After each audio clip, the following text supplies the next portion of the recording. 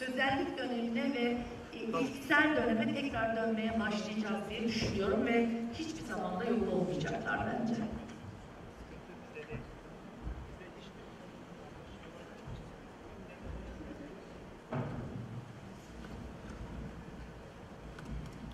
Teşekkürler Cem Kılıç Arslan Hacettepe Üniversitesi. Yaptığınız sunumun mitlerin tarihçesini sundunuz. Fakat burada ilginç bir tablo da ortaya çıkıyor. Doğaları gereği mitlerin muhafazakar bir yapıya da sahip olduğu. Çünkü geleneksel toplumlar genelde korumacı ve istikrar merkezlidirler. Bu nedenle de miras daha çok istikrarı baz alan mitlerle aktarılır. Şimdi ortaya ilginç bir soru çıkıyor. Hem mitlerin ilk ya da ilksel insandan beri var olduğunu söylüyoruz. Aynı zamanda da çağdaş toplumda da mitlerin var olmaya devam ettiğini söylüyoruz. Mitler sıfırdan yeni mitler olarak yaratılabilirler mi? Yoksa her zaman gelenekçi, korumacı, muhafazakar mitlerle mi yaşamak durumundayız? Teşekkürler. Teşekkür ederim Cem Hocam. Yani aslında her iki dediğinizde mümkün bence. Arketiplerin değişmez olduğunu zaten yani Kur'an'ın ortaya atıcıları bir şekilde söylemişler. Bence iki şekilde de var oluyor. Zaten evrenin kendisi dikotomi üstüne kurulu olduğu için bu düşünsel boyutta da böyle olmalı. Eğer her fikir içinde zıttını taşımıyorsa zaten evrensel değişim ve ilerlemenin mümkün olmadığını biz hepimiz biliyoruz. Bunu mitler de yine bize öğretiyor. İnsanın kendini aynalaması, toplumun içerisinde var olması da bununla mümkün. Evet, bugün mit yıkımı diye bir şey var, yapılabiliyor. Özellikle dediğim gibi toplumsal cinsiyet açısından feminist edebiyatta mesela Penelope'nin Margaret Ursenar'ın bir eseri vardır. Evde klasik kocasını bekleyen, sadık 20 yılını bekleyen bir Penelope görmüyorsunuz. O da Odysseus gibi kendi hayatını yaşamaya devam edebiliyor yani. Bunlar mümkün. Aslında iki bakış açısının da bence birlikte olması çok güzel. Hem bir taraftan dogmatik, bir taraftan muhafazakar bir yapı ama bir taraftan da bunu tam tersine çeviren bir görüş var. Fikir alışverişi yapılıyor ve ortaya çok güzel bir sentez çıkıyor diye düşünüyorum ben. Zaten tek taraflı olması mümkün değil. Böyle olsaydı doğanın kendisi öyle olmazdı. Bakın gökyüzü, yeryüzü.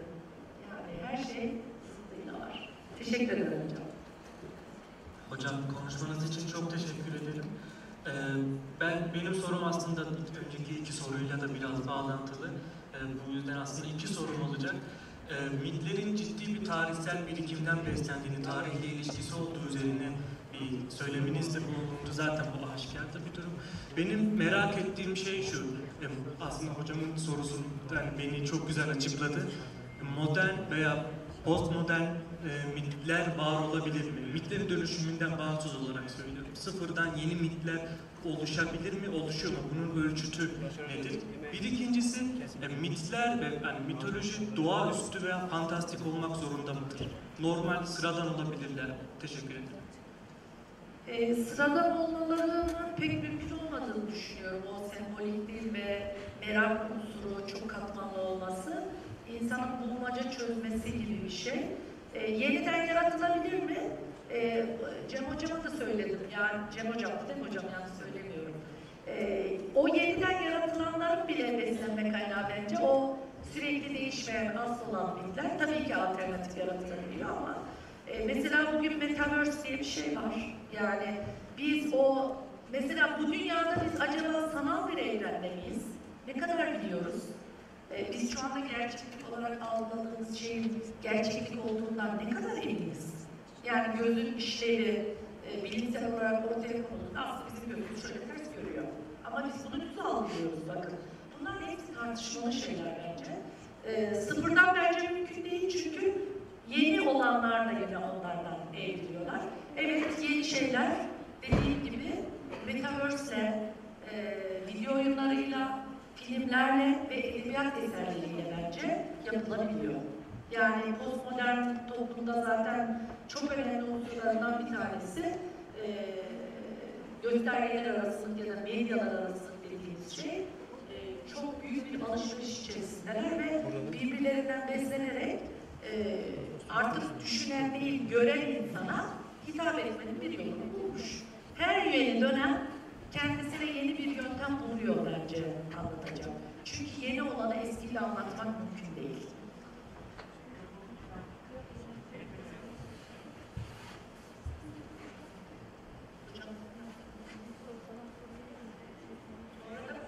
Sonra da konuşabiliriz. Üçüncü hocamıza haksızlık yapmayalım bence. Yani dışarıda tartışabiliriz, konuşabiliriz. Tekrar Medine Hocam bu değerli konuşmanızdan ötürü teşekkür ediyorum. Şimdi Oslo Üniversitesi Felsefe Bölümü öğretim üyelerinden Silvia Bark Hoca'yı konuşmasını yapmak üzere kürsüye davet ediyorum. Çünkü Silvia Hoca oturarak anlatmak istemediğini, ayakta anlatmak istediğini söyledi.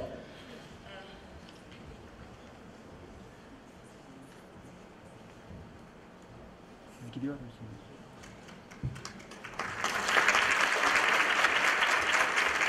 Gidiyor musunuz?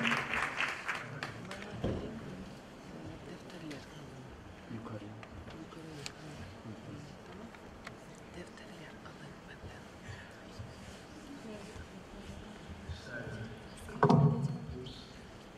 Defteri alıyor.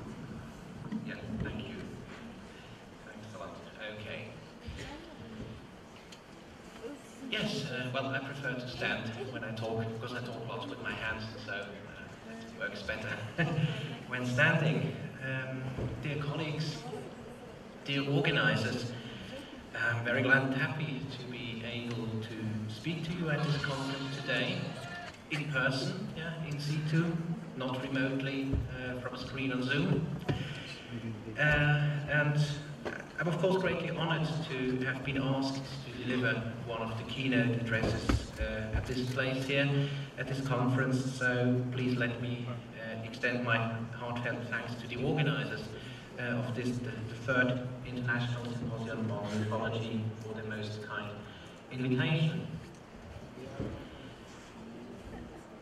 I'm sure that many of you are familiar with the penultimate Star Trek franchise, Star Trek Discovery. Star Trek Discovery is set in the fictional universe, in the Star Trek universe in the 23rd century.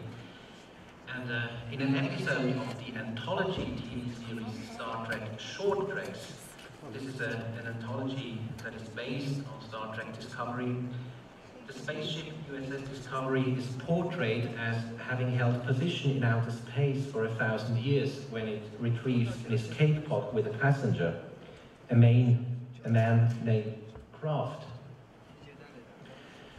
The computer system of the USS Discovery has developed considerably over those 1,000 years, and it has become sentient. It has taken on the personality of a female, of a woman called Sora. Sora rescues Kraft, and then she falls in love with him. And she keeps him aboard against his will. However, because he so much wants to return to his home planet, she finally gives in, provides him with a space shuttle, and lets him go. Now, what is interesting for our purposes here is the title of this episode, Calypso. And for everyone even only vaguely familiar with the character of the ancient Greek goddess Calypso, the choice of this title must be obvious. Sora rescues Kraft, falls in love with him, keeps him back against his will, but releases him all the same in the end. Similarly, Calypso, according to Homer's Odyssey, rescues Odysseus, keeps him prisoner on her island for 7 years, but in the event lets him go, and that she even helps him build a ship because he so much wants to return to his wife and his son. Furthermore, Sora is a sentient computer, and so she has superior powers. Calypso, in turn, is a goddess, and thus she has power over Odysseus. And finally, the name of the rescued astronaut, Kraft, doesn't seem arbitrary either. It is obviously a speaking name, alluding to the man's skillfulness and his inventive talent. And likewise, Odysseus in the Odyssey is the prototypical inventor and trickster. And thanks to his manual skills, his handicraft, yeah. Thanks to his manuals, Josie is able to build his own ship that allows him to leave the island of Calypso. So, let's go back and start from the very beginning. Back to the ancient Greek text in which the goddess Calypso and her story is narrated for the first time in Homer's Odyssey, an epic poem dated to approximately 700 BC. The name Calypso, as such, is a speaking name. It is an etymologically transparent derivation from the Greek verb kalyptein, which means to conceal, to hide. So, kalypso, yeah, is literally the concealer. Scholars have debated a lot about the exact relevance of the name's etymological meaning in relation to Calypso's story, but I think that on the whole the point is quite straightforward actually. For one, Calypso lives on a remote island, so she is hiding, she is concealing herself in a remote area of the world. And for another, she keeps Odysseus prisoner, so she is also the concealer of Odysseus. And the etymology of Calypso's name already gives us the main gist of her story. And I've also already given you an outline in my teaser before. So yeah, let's see what the storyline looks like in the Odyssey. The Calypso story is narrated in book 5 of the Odyssey. Odysseus, on his voyage home after the Trojan War, is destined to be wandering around and to be displaced for another 10 years before he can finally reach home and be reunited with his wife Penelope. Therefore, towards the end of the 10th year, the gods decide that it is now time for Odysseus to be returned home. Book 5 of the Odyssey thus begins with divine council on Mount Olympus, where the gods decide that Odysseus now must be sent back home and that therefore Calypso must release him.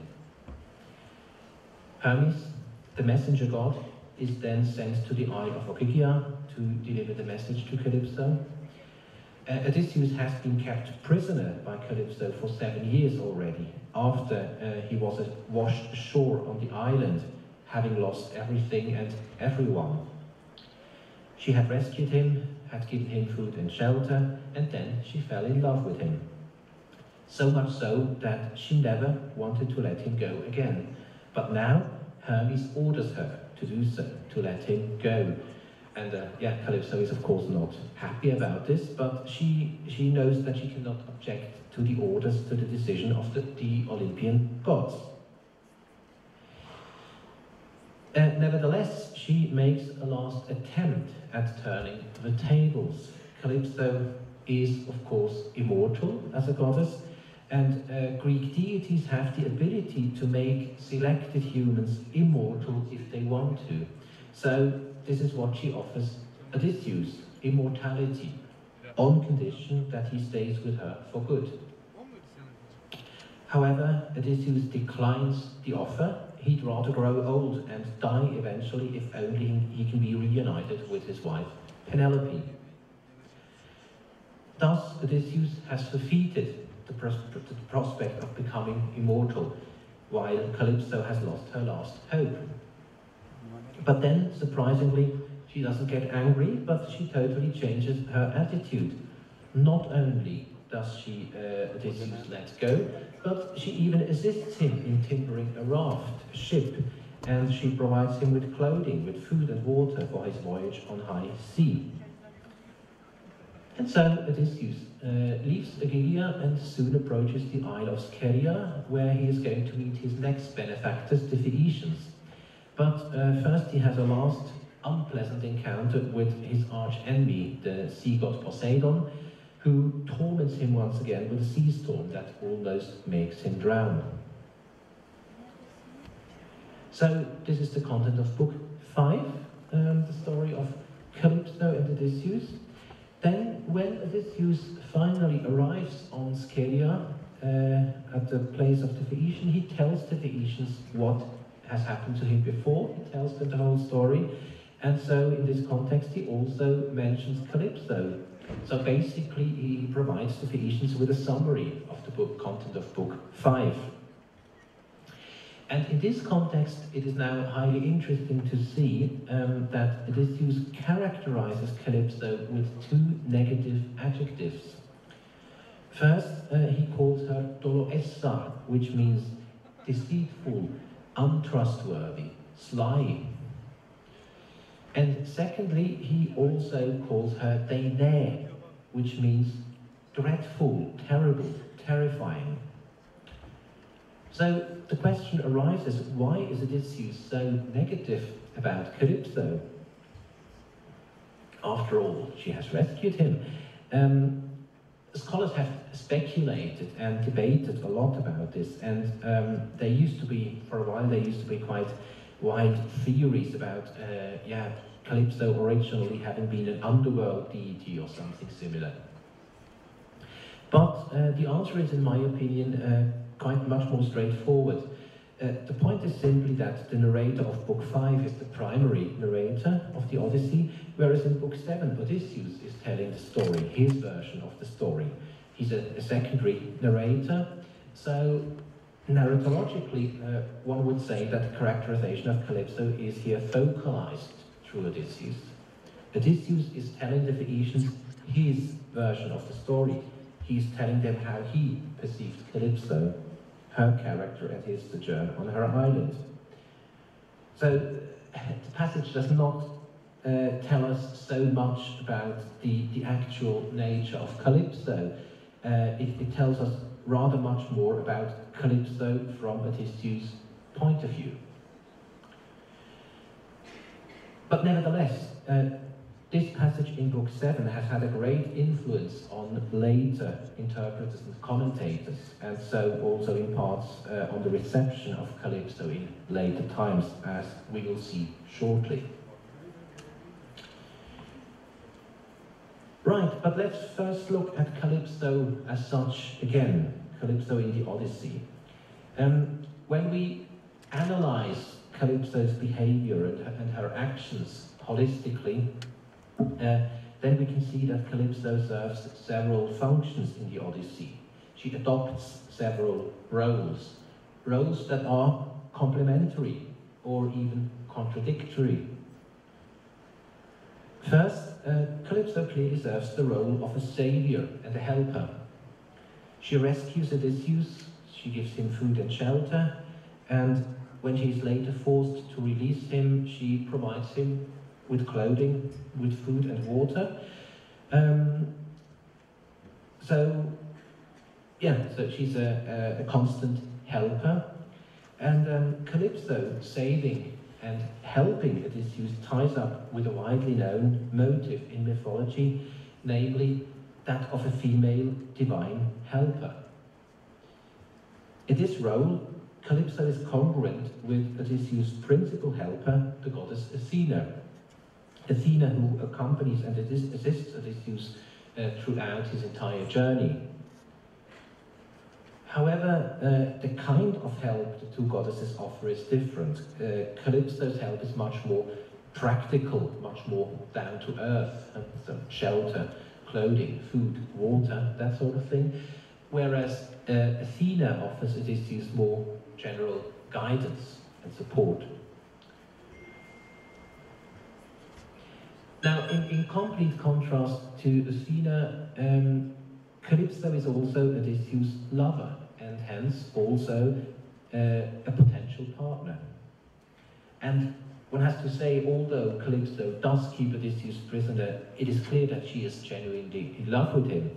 And Odysseus, no matter how much he longs for his wife Penelope, still agrees to having sex with Calypso on more than one occasion. And here another widespread mythological motive comes in, namely that of a relationship between a female deity and a male human. And if you're familiar with Greek mythology, you know there are several such examples in ancient Greek mythology. for example, Aphrodite and Anchises, or Eos and Titanus, and several more. And all these relationships have in common that they normally do not have a happy ending. For example, Aphrodite breaks up with Anchises after Anchises has told his comrades who his wife really is. Eos manages to make Titanus immortal, but she forgets to also have him made ageless. So he ages despite his immortality, and so Eos finally loses her feelings for him. And yeah, I mean, in the case of Calypso and Odysseus, I think it's clear why their relationship is not happy, or does not end happily. Yeah. So relationships between female deities and male humans never end happily. They never have a happy ending.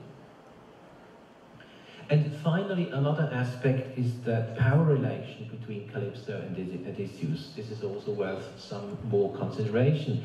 As a goddess, Calypso has, of course, power over Odysseus. She is able to keep him prisoner.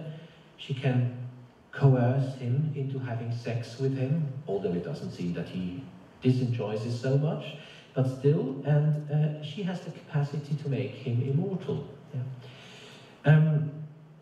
But then, as you know, Odysseus declines the offer, but if he had accepted the offer, he would have become divine too. And so the relationship between the two would have been turned from an unequal to an equal relationship.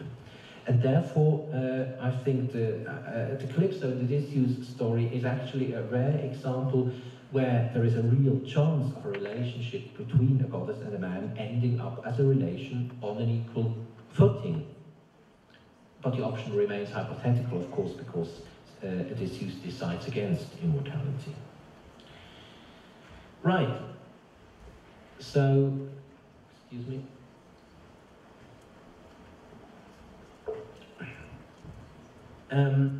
Yeah, I think it's clear that Calypso fulfills a very important function in the Odyssey as a helper and savior of Odysseus, and it's also clear that she is a powerful divine figure.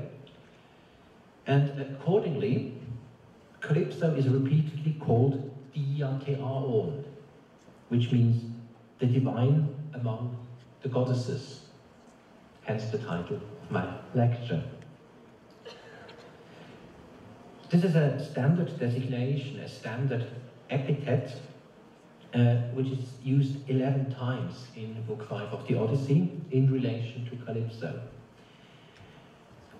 The epithet is also used elsewhere in Homer, also in the Homeric hymns, also in Hesiod, but never as frequently as in Book 5 of the Odyssey in relation to Calypso. But what does the phrase actually mean? Semantically, it is a tautology. Yeah? The same is expressed twice, the divine among the goddesses. Pragmatically, I argue, or I think, that it is a hyperbolic superlative, a hyperlative, meaning the most divine among the goddesses. So a hyperlative is just when you say something like the most best, for example, yeah, an overdriven superlative. Yeah. So, yeah, but then the next problem arises. The hyperlative nature of the epithet contradicts Calypso's standing as a lesser, as a minor goddess. Calypso is not part of the pantheon proper. She is not one of the 12 Olympians. Quite on the contrary, the Olympians, as you remember, they order Calypso to release Odysseus, and she has to follow their orders. So how can this inherent contradiction between her relatively low status and the hyperlative nature of her designation be explained? The answer, I believe, is that through this hyperlative designation, the divine character of Calypso is put in maximum contrast to the immortality of Odysseus. And so, the prospect of Odysseus potentially becoming immortal through Calypso is emphasized more strongly. Right.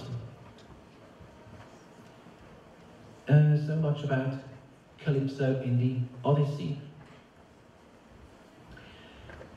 Calypso in the Odyssey is the basis and the starting point for everything that comes afterwards. So let's have a look at the depiction and reception of Calypso after the Odyssey. Generally speaking, we can observe that Calypso is comparatively rarely mentioned in post-Homeric sources. Regarding visual depictions, the Lexicon Iconographicum Mythologiae Classicae mentions as few as 7 attested visual depictions of Calypso in ancient Greek and Roman sources, as well as another 4 that are uncertain. And here on this slide, you can see the only known case of Calypso on a vase painting, showing Calypso in her role as a helper, as she is handing over a box with provisions to Odysseus for his voyage. It's kind of difficult to figure out why the creative, literary and artistic reception of Calypso was so scarce in antiquity, particularly when we think of all those other figures from the Odyssey that have so much more of an afterlife, like, for example, Polyphemus or Circe. But while the creative reception of Calypso was relatively scarce in antiquity, there was quite a bit of scholarly interpretive reception. So in what follows, I would like to look at some of this, and as I said earlier, Calypso's name is etymologically transparent, meaning the concealer, which, in my opinion, as I said, can be interpreted as the one who hides in a remote area of the world and the one who hides Odysseus. And both interpretations obviously make sense, because Calypso does not want to be found, and she wants to keep Odysseus to herself. But numerous interpreters and commentators, ancient as well as modern ones, have tried very hard to read more into this etymology, to come up with a somewhat fancier, more sophisticated explanation. In several late antique and Byzantine sources, we can find attempts at explaining Calypso allegorically based on the etymology of her name. Some of these sources may already go back to Hellenistic sources. And I mean, literally, as you know, the term allegory, allegoria, simply means saying something differently. So an allegorical interpretation is actually nothing else than an attempt to read some difference, some hidden meaning into something. And this is what we find with Calypso on several occasions. The first interpretation I'm showing you here is that of Ascolius on the Odyssey, who interprets Calypso as the concealment and invisibility that dominated Odysseus in the deep caves. Then, according to the Suda, this is a Byzantine encyclopedia from the 10th century, Calypso is the one who conceals her thought, meaning that she is deceitful, insincere. According to yet another interpretation, Calypso is called Calypso because of covering and dressing for people living in wet and cold regions. And the last interpretation I have on the slide here is by Eustachius of Thessaloniki, a Byzantine scholar from the 12th century, who said that they transform her, Calypso, allegorically into what we term body, for she conceals within her, like a shell, the soul's pearl. Now, I have not ordered these 4 interpretations chronologically, but rather in ascending order of allegorization character. So the first one is still relatively literal. It is close to the straightforward reading I've proposed before, that of Calypso as the concealer of Odysseus. But it adds an extra literal, interestingly, an extra literal nuance by relating the motive of concealing to Calypso's cave. as if Odysseus had literally been a prisoner in the cave, not just in the island. Then the other three, however, they all take the idea of concealing in a metaphorical or allegorical sense. Second one clearly harks back at Odysseus' description of Calypso in Odyssey Book 7, as Odysseus' description of Calypso as deceitful and dreadful. So here Odysseus' description has had an influence on later interpretations of Calypso's character. So in other words, this commentator did not take into consideration the fact that Odysseus in Book 7 is speaking with his subjective voice. He took Odysseus' subjective voice at face value. And yeah, I hop over the third one, but the last interpretation is also interesting, the one by Eustachius of Thessaloniki, particularly illuminating because Eustachius indeed uses the term allegoria. Yeah, this is what I've underlined here. So he in Greek uses the term allegoria. So he makes the nature of his interpretation explicit. He says what type of interpretation he's proposing. Right, and yeah, in antiquity as well as later in the Middle Ages, allegorical interpretations of myths and mythical figures were very much common practice. And likewise, the etymological explanation and interpretation of proper names was also common practice. And in the case of a name like that of Calypso, which is etymologically so transparent, the door stood, of course, wide open for such allegorizations. Right. Time is running, and I'm spilling water. But I want to include a few later modern pieces of reception, so let's proceed and let's look at some art. Calypso has occasionally been a subject in modern painting. Now, ladies and gentlemen, when I'm a classicist, for anything that is modern for me is after the French Revolution. Yeah. So when I say modern, I mean after the French Revolution, no matter whether it's 1800 or 2000. Yeah. So I use modern in a broader sense, not in the sense an art historian would use it. I'm starting with this example here because its overall message and its tone are paradigmatic for much of the reception of Calypso in the 19th and 20th century. And as I showed before, in antiquity and in the Middle Ages, the creative and literary artistic reception of Calypso was rather scarce, but in the 19th and 20th century we can find several pieces of reception that display Calypso as we can see her in this painting by the Swiss painter Arnold Böcklin from 1882. And yeah, you can see it very well. And Calypso, almost Snow White, half naked, seated on a deep red carpet. With all this, Calypso sticks out blatantly from her surroundings that are painted in dark and gloomy black and brown. Odysseus, on the other hand, is literally marginalized. He stands with his back towards the onlooker, almost like a rock. He's watching over the sea, obviously, because he's longing for Penelope. Calypso, in turn, moves her head towards Odysseus, knowing that he will leave her soon, longing for him already as much as he longs for his wife.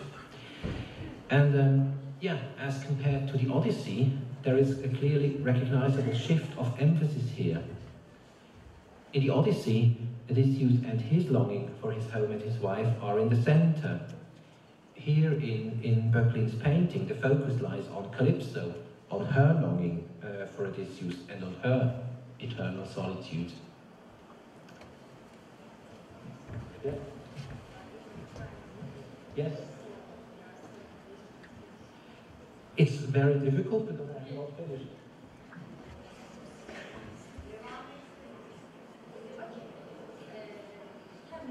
That's okay. Okay. Thank you. Yes, so the painting here is by the German painter Max Beckmann. This one appears to be showing a totally different scene as compared to that of Arnold Böcklin's painting. Here Odysseus and Calypso are not separated, but they're together. The painting evidently adopts the repeated sexual encounters between the two as they are described explicitly in the Odyssey. But upon closer inspection, the topic of Calypso's solitude is alluded to here as well. Calypso is trying to seduce Odysseus. The seduction is reinforced by the various animals depicted, a snake, a bird, a cat, but Odysseus is not really responding to all of this. He is still partly clothed in armor, as if he were just passing by from the Trojan War, and he appears to be looking into a different direction, into the remote distance, by way of which his longing for Penelope is expressed. So the scene as such gives expression to the ephemeral nature of Odysseus and Calypso's encounter and to the one-sidedness of the attraction. And hence, I would argue that the motive of Calypso's eternal solitude is clearly present here as well. Yeah, and eventually more straightforward reading of Calypso as the embodiment of abandonment and solitude is the painting by the Austrian painter Kurt Rekschek. And what I found particularly interesting here about this painting is the fact that Calypso does not appear to be that young anymore. She rather looks like a mature woman. And so this depiction stands in contradiction to the idea of the eternal youth of deities in ancient mythology. And as I see it, an allegorical reading may be the key to understanding this painting here, because an aged Calypso is not congruent with the laws of ancient mythology. It must be understood at a non-literal level. And when you look at the rest of the painting, the sailing ship, the face of the warrior Odysseus in the clouds, then Calypso's advanced age can again be seen as a symbol of her sorrow, of her longing, her eternal solitude. Okay, so I have one example. I'm not reading this, don't worry. It's an example from popular literature, an excerpt from Rick Riordan's Percy Jackson series, which many of you may know. A series of novels written mostly for teenagers that sets the world of ancient mythology in the United States. And Percy Jackson, he's the hero of the stories, and he often comes up as an Odysseus-like figure. And in one of the novels, he is stranded on the Isle of Ogygia, and he's rescued by Calypso. And there, Calypso says explicitly what her destiny is. She says that she is cursed to be alone forever. Now, this curse is totally made up by the author of the novels, but it harks back at the idea of Calypso as an embodiment of eternal solitude. Okay, now I think I can hop over the next two ones in that case, but I want this Calypso in film, as you can see, one from the 1950s, one from the 1990s, and the last one, this is kind of interesting, because this is not a film about the Odyssey, yeah, but it's from Pirates of the Caribbean from 2006, but here we also have a Calypso figure who is disguised in human form. And she is a sort of a witch. She's a voodoo priestess. Yeah. So what is interesting about this piece of reception is the fact that it harks back at the idea of the deceitfulness, the slyness, the cunningness of Calypso. Right. And with this, we're back at Star Trek, with which I started. And just as a last fun fact, Calypso as a brand name, a metonymy, it's actually rhetorically, it's an interesting example. It's a metonymy for the taste of the islands, basically. Okay, so here are some scholarly references, and if you want to access the presentation, you can do so on my personal webpage. Thank you.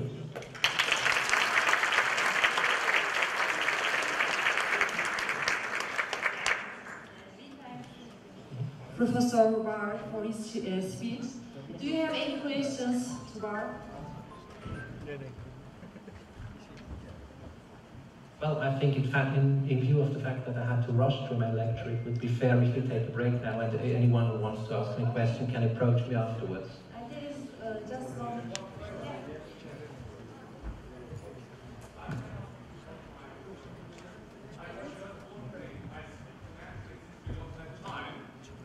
I was wondering if you could define Odysseus a bit misogynist, because after all he's defining the goddess as like untrustworthy, terrible, horrible, regardless of what she did for him. Do you think there is some misogyny in it because there are male fantasies and he's refusing sexual intercourse with her, all those fantasies like intermingled? So I wondered, like, there is a male narrative narrating the goddess in a very negative way, even though we know that she rescued him. What do you think of that? Thanks. That would be a potential interpretation, yes. I think the point is really just he's at the court of the Phaeacians. He's telling his version of the story, and of course he's trying to appear in a positive light. So yeah. But yeah, that is one way of framing it, definitely.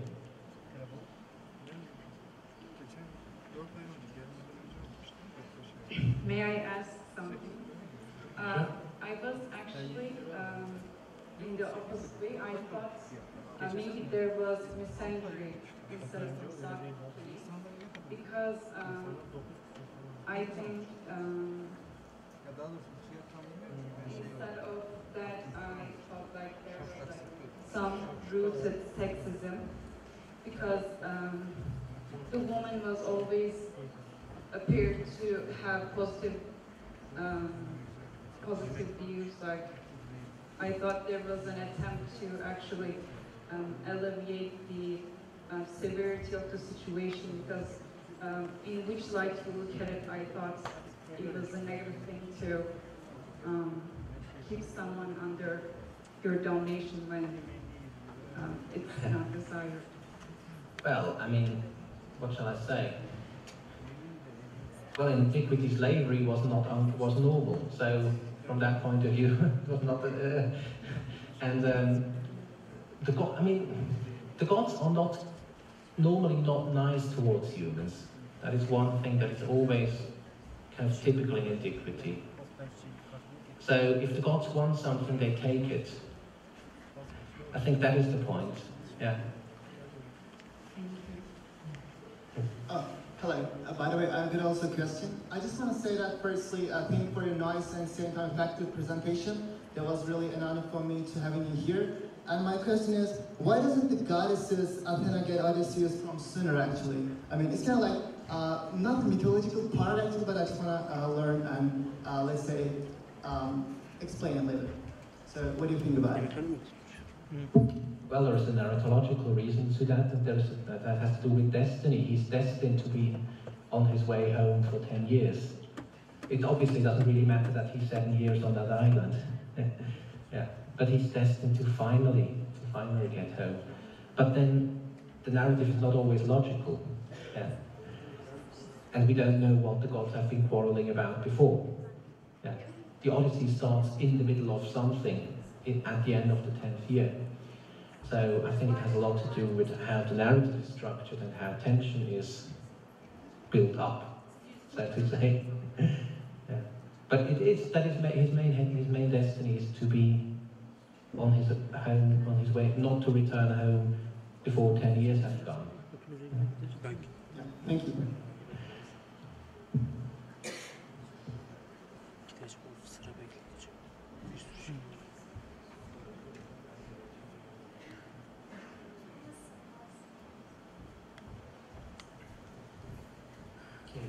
First of all, thank you so much for this insightful presentation. What I want to ask is this, Olympus gods and Calypso and the reference to the unequal partnership, and Odysseus being a human and Calypso having to kind of accept the wishes of the gods. Whereas Odysseus actually defies Calypso herself. So you mentioned, for instance, that Calypso is a kind of a minor deity regarding Olympian gods, but Odysseus also defies her. So does that put him over Calypso in that regard? Like his humanity is over, perhaps, Calypso's potential deity? I'm not sure if I fully understand your question. No, I don't think so, unless I misunderstand you.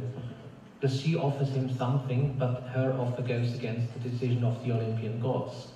Yes, but Odysseus also, when Calypso asks him to be immortal, for instance, Odysseus does not accept that. That's right, yeah. He has the kind of rights to defy her. Yes, I mean, he's... Although he is human, for instance. Then Look, the problem is mythology is not logic. Yeah.